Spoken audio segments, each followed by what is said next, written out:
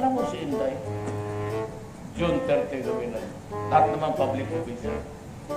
Alam mo, pagka July 1, nag-file ng resignation, nandiyan kibog.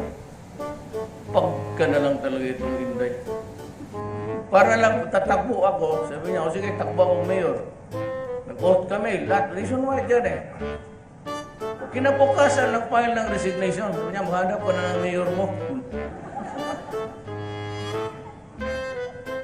Anak ng witag talaga ito si Inday. Nandiyan ako file. Tingnan mo, pakita ko sa nila pagdating mo. Bong, taguan mo lang yan, Bong. Ngayon, first time ko sinabi siya, in public, ngayon lang. But talagang hindi ako papayag na magtakbo na maiwan ko ang sayang pinagod ko. Ayaw niya. Kasi kapagod, pabastos ka na, manuntok ka pa ng tao, bugbog ka pa ng sirip. Pero Inday would be a good I don't know any other roles. Pero asahan mo sa Inday. Under pressure.